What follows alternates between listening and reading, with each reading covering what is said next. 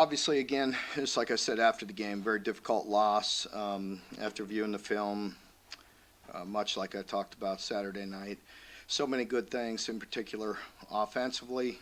Um, did some extremely good things. There's still moments and uh, critical situations in the game that we have to do better. That would have given us an opportunity to win.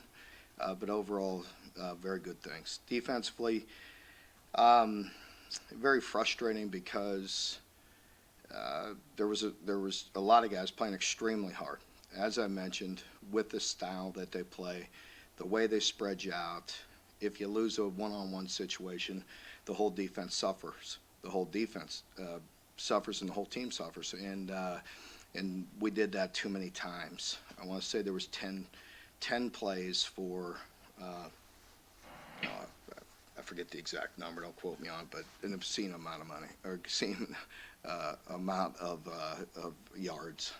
So gave up way too many yards with 10 plays. I want to say it was, I forget the exact number, but 10 explosives, which are way too many explosives. But when you're playing a team like Tennessee, you know there's going to be some explosive plays. You have to overcome it. We almost did. 10 is still too many. But some individual guys giving up, missed tackles and missed plays. Just, it's not winning football. So we have to get that addressed and get that fixed as we move forward. As far as team morale and where we're at, things of that nature, I'm very optimistic. I know our team. I know a lot of our leaders. I've seen a lot of them. I've talked to a lot of them after the game. They're highly motivated to finish the season. So we got to get back on track. We go on the road again this week to Vanderbilt, a team that you can see is showing a lot of spurts of playing some very good football, very inspired football. Very disciplined in a lot of ways. Played two quarterbacks this year. Both may be ready against us. We'll have to be ready for a couple different styles. But once again, no matter who we're playing, it's about us, the situation that we're in, and how we react to what happened to us Saturday and the way we played. And that'll determine the outcome of this week. Just how we handle it, how we prepare, how we get ready. But I could promise you there's a lot of guys in that building that are just motivated to move on and try to go get the next victory. Mark, Mississippi State and Tennessee beat you different ways, but with how they kind of run things, but in the big plays of Tennessee and the kind of more dink and dunk with Mississippi State. But that said, though, when you look at the film from both those games, I think there was maybe some effort stuff at Mississippi State, but were there any commonalities between what you're seeing out there? I don't disagree with that observation. I can't argue with that. Maybe I think there were times when, I'm not going to call out my team's effort, but there were times when maybe the energy in our position on the football, and as I mentioned 2 weeks ago, our cleats in the ground, just some technique things, different than this situation in many ways. So to answer your question, common ground, I think just missing tackles, maybe, some common theme, but both teams put you in space where it's one-on-one, and you have to be in great position to make that tackle, and you have to be athletic enough to make that tackle. The passing defense, obviously, though, that's the continuous theme.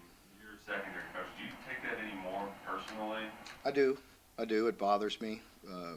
It does. And, the only thing we can control is how we practice, how we improve. I will say, after watching the film, the corners I felt like, 2 games ago, or maybe at times, were maybe not competing at the level that I expect out of them. And I did see that Saturday.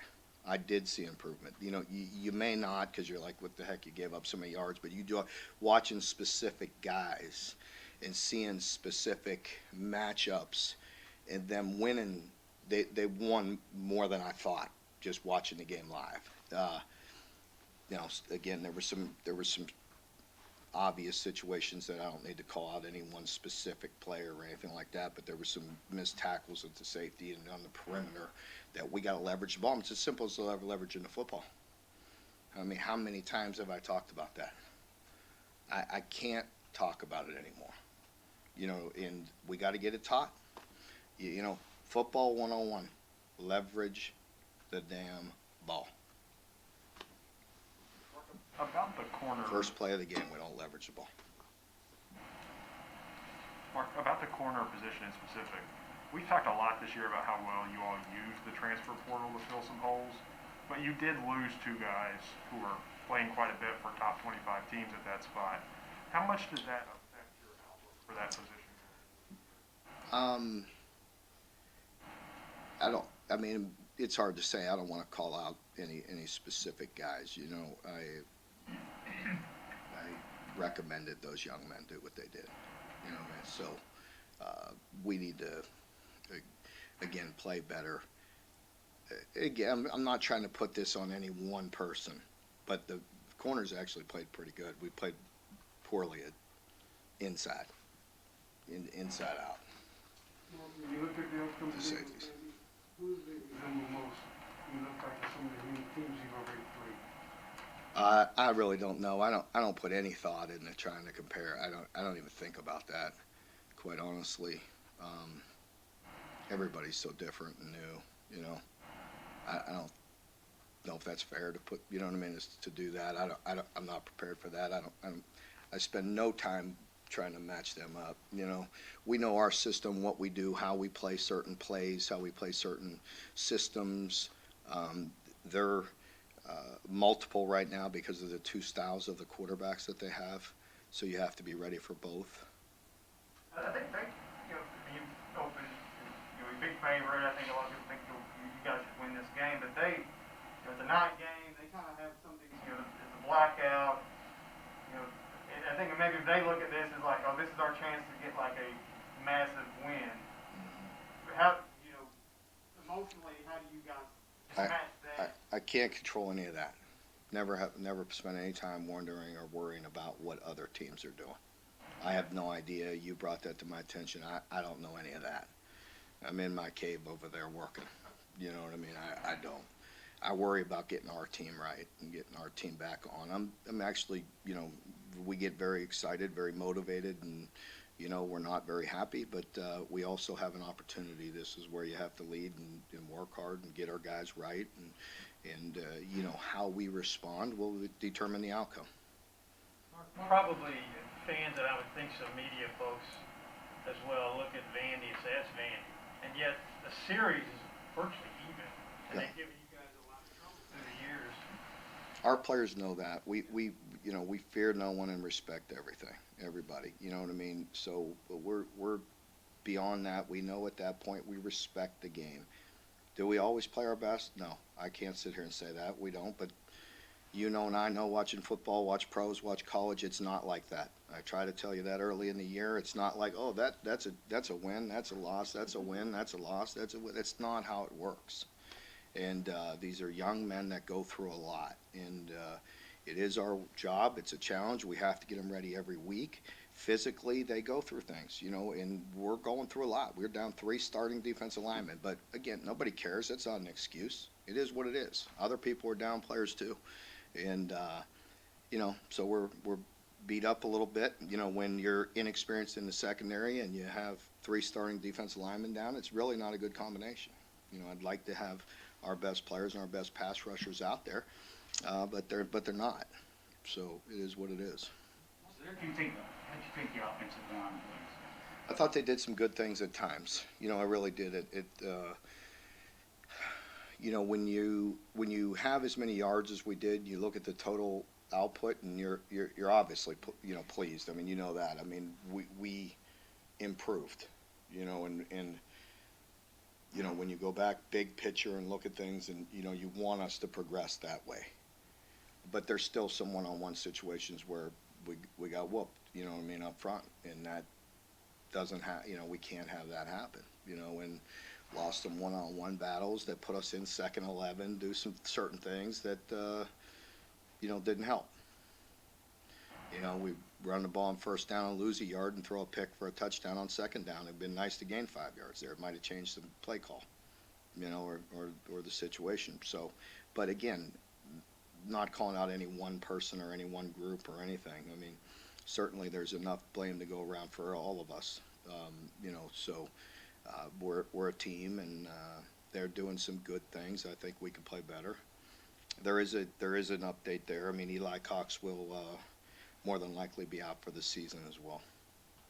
Talking about getting your guys ready for this game and all that they go through, what do you think is the boost that they need going into this game? We just need to, have a great week of preparation. It's how we respond. Nobody likes being in this situation. How much does it bother you to make a difference? To make a change, and how we react will determine the outcome. Mark, who are your options at guard there to fill in? Austin will step in and start at that position. Of course, Quentin will play and back up both spots. Bring Jagger along. Have 3 games, I believe, with Jagger. You left Notre Dame to go back to Nashville. Pardon me? Yeah. Left Notre Dame to go back there, and they've announced some facility upgrades, but obviously that's a tough job. I was wondering if maybe you could relate to that climb, just that makes sense. Yeah, I can relate to it. It's difficult. It's difficult, but he'll do a great job. Seems like he knows what he's doing. He seems like a good guy. I don't know him very well, but they're fundamentally very well coached. You could see they're playing inspired, and that's the sign of a well-coached team. And results will ultimately come if they continue to do what they're doing, because you could see it with the product on the field, the way they're coached, the way they play tough, the way they play fundamental. I have a lot of respect for what they're doing. I know it's very difficult. Mark, in reviewing the film, how do you feel about what's your feeling about how you played on first down? On which side of the ball? Offensively? Yeah, I mean, we at times we were efficient, at times we weren't. I thought Chris Rodriguez really played a good game. It was noticeable when I spoke to you after the game, but even more so after you watched the film, that he really made some tough runs. It went back to, Chris really being healthy, as I mentioned last week, focused. He was dialed in all week. He was able to have that disciplined practice all week, and it carried over to the games. And it was a lot like, I'm not comparing, but I'm going back and just, that's who Chris is. That's kind of how Benny was. You know what I mean? When he's making those runs, when you all maybe see a 4-yard run on the stat sheet, but you really watch it, and that was an incredible 4-yard run where he was hit at the line of scrimmage, nothing there, and created 4 yards and made some of those type of runs that were really tough, good, inspiring runs. And so really appreciate that. And really Cavassier was extremely effective early as well. He got tweaked up a little bit with an injury, and that unfortunately slowed him down. We wished, if he would have stayed as healthy as he was when he started, I think that 1-2 punch, was really good. And then Jatan, you saw him come in and give us another gear as well, something a little different. So that's, we need that. We need that type of presence by the backs. Mark, as a head coach, did you learn when you get in these wild shootouts, like Saturday night or against Ole Miss, are there things, do you have to manage those kind of games differently? I think specifically like the 4th downs where you were pretty aggressive. Yeah, you do. I mean, I think that's a fair question or criticism. I mean, heck, I'm going to get the criticism when I don't go for it or if I do, right? I mean, let's get that clear. Let's get that clear. But it doesn't influence me. Outside forces don't influence me. I do what I think needs to be done at the time. If you ask me in hindsight if they didn't work, I sure would do it different. I think the would be the middle one I went for that we got the sack. That one that hurt. I didn't anticipate getting a sack. We have to do a better job there. In that I could control, Liam could control that, what we do, because going backwards is not a good option. They did the same thing. That helped us, and I helped them by doing that as well, and give them credit. They got the sack, we got the sack. But when you get the sack in that situation, it really magnifies it. When you get in that kind of game, Yeah. I would assume you just feel like you have to score to hold serve. Well, I definitely felt like I had to be aggressive and take some shots to win the game, and maybe that one in particular, I think I would rethink. Piggybacking on what Mark was asking about, just getting into those types of games. I mean, you're not in those kind of games very often. You're No. often more controlling and getting ahead. I mean, is part of that just, when do you think you're going to be playing in more of those types of games? Not from a, just because of the way the offenses are now and the way you guys are kind of evolving offensively too. I guess you at least feel more comfortable getting into those kind of games. Well, I definitely had confidence in coming back, and if we're in those situations more, I think to your question, how do you respond to it? What do you do differently next time? How do you, you gotta rethink that and think about those situations going into it. I got to have confidence that the defense can make a stop and will. I always have, and there's certain times when I don't dive heavily into the analytics, but there are times when the analytics are going off in your head, kind of what you're talking about, and what my gut tells me to do, and it's worked at times this year, and it hasn't. What about Will's performance, especially after having some struggles in Mississippi State, the way he bounced back? Were you expecting him, the way he had practiced during the week, to have a good game?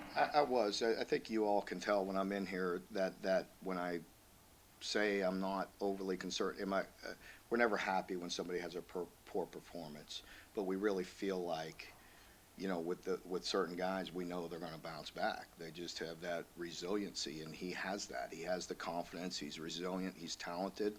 He's getting better, and he's very determined. And I think you're seeing guys start to step up around him, and that's contagious. And so that's good to see. Is there anything you can do ahead of time to try to stop those setbacks from happening? Because, he has a good/great game, and then kind of peters off, then good, great. Well, I think, anytime, and, just like Liam, when he addresses you, and I try to be as well, when just honest, when you can do things over, when you can do things better, that's just the truth. There's very few coaches that are perfect. And I think in those situations, sometimes, play calling, certain times we, self-admitted last week, maybe we could help them a little bit in certain situations. And I think we're always learning from that. But you could always what if, you know what I mean? It's easy to what if, but it's hard to live in that world. But as coaches, you have to learn, you know what I mean, with every opportunity, and make sure you put yourself in a better situation. Being a play caller in this league is not easy on either side of the ball, so there's a lot of things where, afterwards when we're watching the film, if it doesn't work, certainly we could go back and say, damn, wish I'd have called this or that. And also learning what he's most comfortable Exactly. with. Exactly, and what's getting the ball out of his hand, what gives him what he likes, what we can do, how we can execute it, and things of that nature. Mark, you talked about this after the game, and I know you can't talk about officials, but when you got that flag late, you're out there fighting for your player. I know. Mm-hmm. You're trying to make a point. I mean, like Cal Perry's taking technical fouls to make a point. I mean, does that sometimes come to you? I think it's different in his sport and in mine, and in baseball and in mine. I can't do that. In football, we can't do that. I can't do that. And so I know that. I've been pretty good for 9 years, even though, I was labeled as a hothead when I was young. I'm very cool, calm, and collected now. But you know, there's no excuse for me to do that. You know, I know the rules, and you know, I could let him know how I feel. I just needed to wait till I get to the sideline. Educate me, Mark, on Mhm. this, if you will. There's a team like Tennessee that has those wide splits and everything, wide Mhm. receiver splits, and that tempo and all that. Is there anything to overcoaching the defense?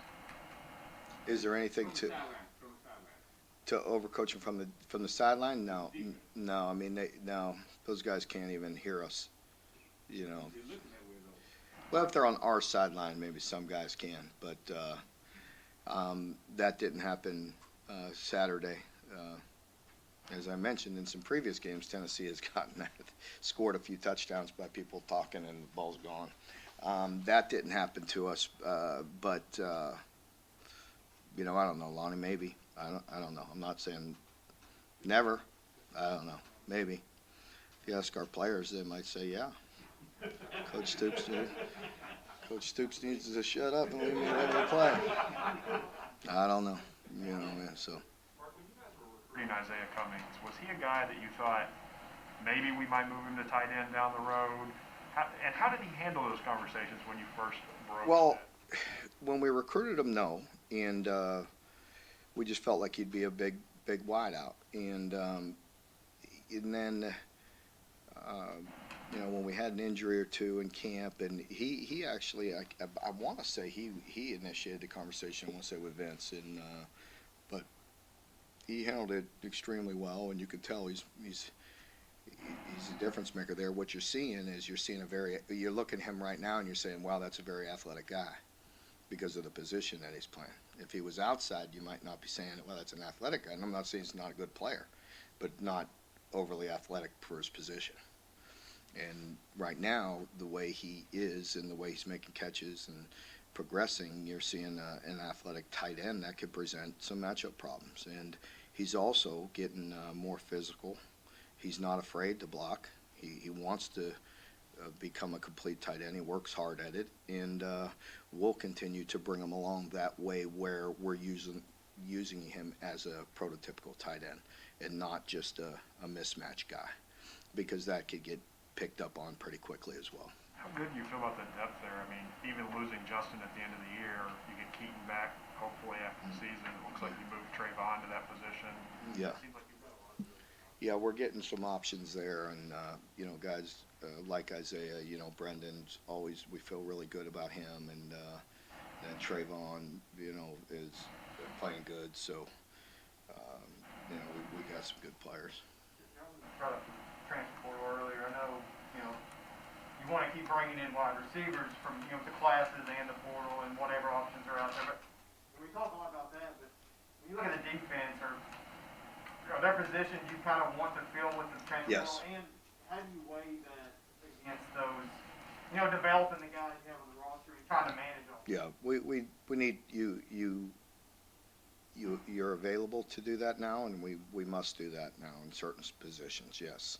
And you know, as you were talking about, whoever gave me the question earlier about the program building, it is the nice thing now. I'm not patting myself on the back, but it's a lot different of rebuilding a program right now than it was 9 years ago. The nice thing is you could bring in some plug and play guys now and have them eligible, which you're seeing on our roster this year, which has helped us. And yes, we need to continue to do that and look at options defensively as well. Speaking of the transfer portal, how has Justice Dingle looked in practice? And how's he Yeah. He's getting better. He's developing, and you know, we're trying to find the right spot where he can help us a little bit. Yeah. Mark, back to Josh's question. How much is the success that Will and Wandale, Jack West, those guys, how much does that help you moving forward? I think it definitely. Expressing interest in coming. Yeah, as well as Dare. I think it does help. I think it does help us. It does. I think it sees, you know, guys see that they've come in here and helped us, and it's, you know, we're playing some good football, and you know, come in here and help us out in certain spots, I think it does help. When you're adding guys like that, I mean, I look at what Mel Tucker's doing at Michigan State this year. I mean, they brought in, was it 12, 14 guys, and it seems like a lot of them are, they've done what they've done, and you guys are having a lot of guys helping. Is it easier for those guys to come in? I mean, they're experienced, so I think it's easier in that sense than maybe a freshman, but I guess, but it also kind of, like with Will, it kind of changes the dynamic of the quarterback position. Yes, I think to get back to your question, like, I think there still needs to be a mix, of course. We still need to build this program for the future with great high school players. And that's what we want to do. I mean, that's our culture is to what? You could say it. I mean, recruit and develop, right? I mean, so that's what we want to do. We want to recruit the right players that fit this culture and then really work hard to develop them. You know that. That's what we need to do. But also what I like about where we're at, and we need to keep it this way, as we bring guys into the program, you got to make sure they're the right fit for the guys that you have. And there's not going to be any dissension in the locker room. And every player that we've brought in here that right now that I've brought in from the transfer portal, I love, like, personally, they've done a great job of adapting to our culture and being a strong presence in our locker room and becoming leaders in our locker room. In particular, a guy like Will, a guy like Wandell, guys like that are really difference maker, Jaquez. Mark, is it different, or how much different is it bringing in a kid from the transfer portal versus a junior college? It's different because of a lot of times you could see the players that they've played against, and so You get a better read on you have a better feel for what they can do. Mark, Percy has played some tackle. It seems like an emergency situation. Guys get hurt. Do you see that being something for him with Darien Lewis maybe next year? He can. Yeah, he absolutely can with his physical stature as well. Maybe not the length, but the athleticism and, things. He's very versatile. He's played a lot of positions and, until, also it may help him a bit because, maybe his girth sometimes may hurt him a little bit inside, where the tackle, it doesn't expose you quite as much. And he's athletic enough. Not too many guys are versatile or athletic enough to do that, but he's been really good. Very, he's been able to play. He can play darn near any position. How is Darien? Hopefully he'll be fine. You guys moved the ball without him to a crucial touchdown. You had to move people around. When you went back and looked at video of the O-line, how much of a difference from the Mississippi State game to the Tennessee game did you see there? Again, I think overall, you saw the O-line respond and play a much better game, more complete game. Anytime you have that many snaps, how many times have we been in here talking about not having enough snaps on the, on that side, and then we set a school record for snaps, if I'm not mistaken. But so now it's when you have 99 snaps, you're not going to be perfect on 90. A lot of those guys played a lot of snaps. All right, folks. Okay. Thank you very much. Thank you.